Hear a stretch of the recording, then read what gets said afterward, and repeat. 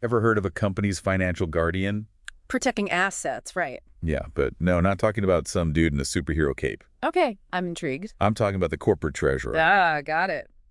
You've sent over some interesting stuff from RoleCatcher, so we're diving deep into this, honestly, kind of under the radar role. What fascinates me about corporate treasurers is they're the ones actually making sure a company is financially stable. Really, behind the scenes, pulling the strings. Often, yeah. And they're not just, you know, number crunchers. They're strategic thinkers, mitigating risk, they're financial diplomats, all in one.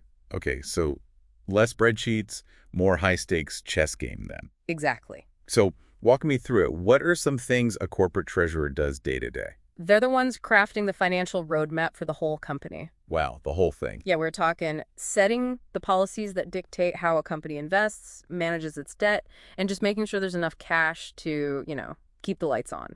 So they're not just balancing the books, they're deciding what even goes in them to begin with. Exactly. That's a lot of pressure. It is. What kind of things are we talking about with these financial policies? Think of it like managing the company's war chest. Okay, I like it. One policy could be how much working capital the company needs to keep everything running smoothly. Makes sense. Another might be how they'll handle debt financing, picking between bonds, loans, or even some really complex financial things to, fuel growth. Sounds like they need to be fluent in finance and have a crystal ball to predict market trends. Absolutely. And that goes right into another core responsibility, cash management. Which is? A corporate treasurer needs to make sure the company has enough liquidity to meet short-term obligations. So like payroll, paying suppliers. All that, yeah. And they use all these sophisticated techniques like short-term investments to make sure that every dollar is working as hard as it can. So it's about more than just having money in the bank. It's knowing where to put it and for how long. But the market, well, it can be volatile. For sure. How do they handle those unexpected bumps? That's where risk management comes in. Okay. A good corporate treasurer is always looking for potential problems, whether it's currency exchange rates, changing, impacting international stuff. Right. Makes sense. Or changes in commodity prices that might impact profits.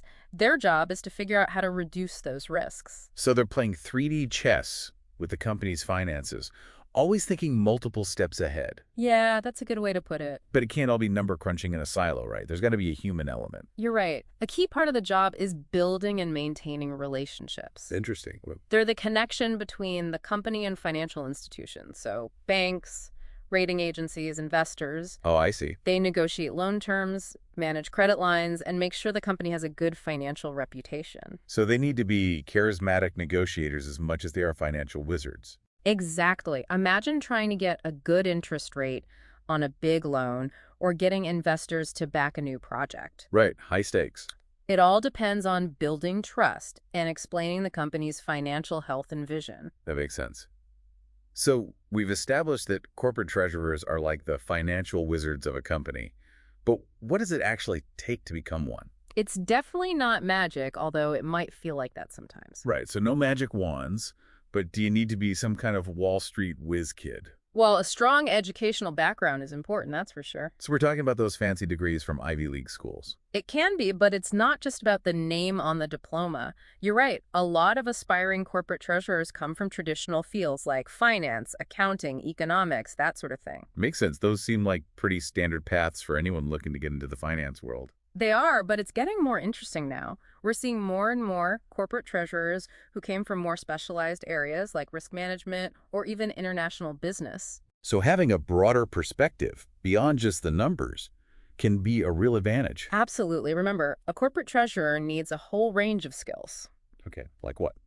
Well, they need that sharp financial mind, of course. We're talking managing financial resources, getting the most out of working capital, being able to analyze those complex financial statements. So it's not just about balancing the books. It's about understanding what those numbers really mean for the company. Exactly.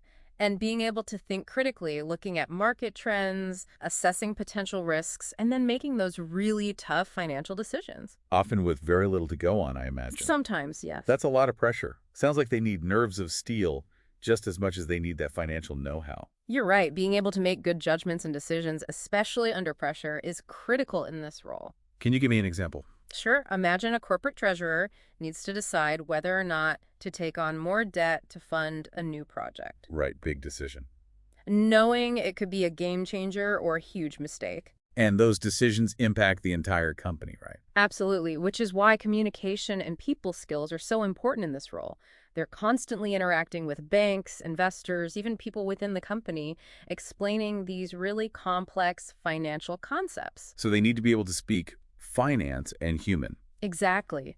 A corporate treasurer might need to present a compelling argument to a board of directors for a new investment strategy, or even calm the nerves of investors when the market is being unpredictable. It's like they're financial therapists in a way, managing expectations and guiding everyone towards the same goal. I like that analogy. Now, what about certifications? I've seen a few different ones, like the CTP and the CFA. How important are those for someone who wants to be a corporate treasurer? They're not always required, but they can definitely give you an advantage, especially in a competitive job market. So it's like a signal to potential employers. Exactly. It shows you're serious about your career and you want to be at the top of your game. Makes sense. So what are these certifications all about? Well, the CTP, which stands for Certified Treasury Professional, is specifically for treasury professionals. Okay. It covers things like cash management, managing risk, corporate finance, all that. That seems pretty tailored for this specific role then. It is. Then you have the CFA, Chartered Financial Analyst, which is a broader designation but highly respected in the finance world. It shows you have a deep understanding of investment analysis, portfolio management, ethical standards. It's like the gold standard for finance professionals. Exactly. And depending on what the role requires, a CPA, Certified Public Accountant, could also be valuable, especially for someone with a strong accounting background. So having a few of these certifications under your belt can really make your resume stand out from the crowd. Absolutely. It shows you're committed to your own professional development and that you're willing to go the extra mile. Which are valuable qualities in any field, really. So you've got the skills, the certifications, maybe even a power suit ready to go. What's next? Yeah. How do you actually climb that corporate ladder and become a corporate treasurer? Well, it's a journey. It always is. Right. Like most careers worth having. You're not going to land that corner office straight out of university. Right. Got to pay your dues. Exactly.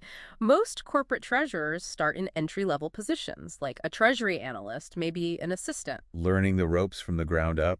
Yeah, you're helping out the more senior team members, getting a feel for how the Treasury Department works day to day, really building those core skills, like cash flow analysis or financial modeling. So it's all about absorbing as much as you can and proving you're ready for more. Exactly. And then what's next? That quest for more responsibility. Exactly. As you get more experience and you start showing what you can do, you might become a junior corporate treasurer. Okay. You'll have more on your plate, maybe even managing a specific area like short-term investments or doing risk assessments. You'll probably be working more independently, too. From fetching coffee to calling some of the shots, at least when it comes to the finances.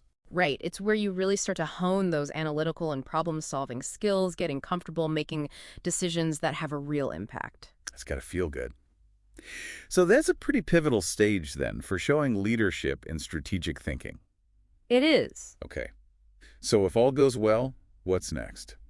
The corner office, finally. Well, maybe not a literal corner office. Right. But the next step is usually becoming a senior corporate treasurer. Okay, what's different there? At that level, you're not just managing the day-to-day, you're leading a team, coming up with financial strategies, and advising senior management on those big financial decisions. It sounds like the stakes get pretty high. They do. You're responsible for the financial health of the entire company, making choices that could affect everything. And all kinds of things. Investments, acquisitions, even shareholder dividends. It's a high-pressure role for sure, but also incredibly rewarding. I can imagine.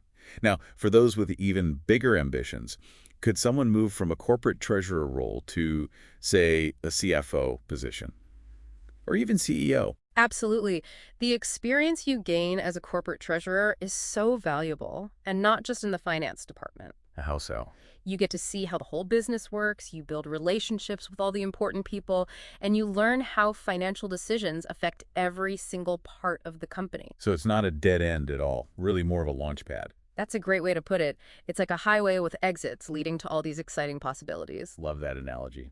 The important thing is to never stop learning, keep growing, and don't shy away from challenges. So true. The learning never really ends, does it? Especially in the world of finance, things are always changing. Exactly.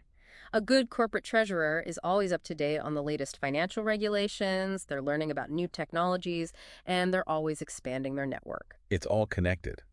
The knowledge, the skills, the people you know. Yeah. I've learned so much today about this role. It's something you don't always hear about, but it's obviously crucial. What's the one thing you hope our listeners take away from all this? I hope they realize that corporate finance is a lot more dynamic and interesting than they might think. It really is. And that corporate treasurers, these strategic thinkers, they're the ones keeping everything running smoothly behind the scenes. The unsung heroes of the business world, really. Yeah. So, if you're someone who loves finance and you're drawn to strategic decision-making with maybe a little bit of risk-taking thrown in, a career as a corporate treasurer might be the perfect fit. And next time you meet a corporate treasurer, don't just thank them for balancing the books. Thank them for shaping the future of their company. Until next time, on The Deep Dive.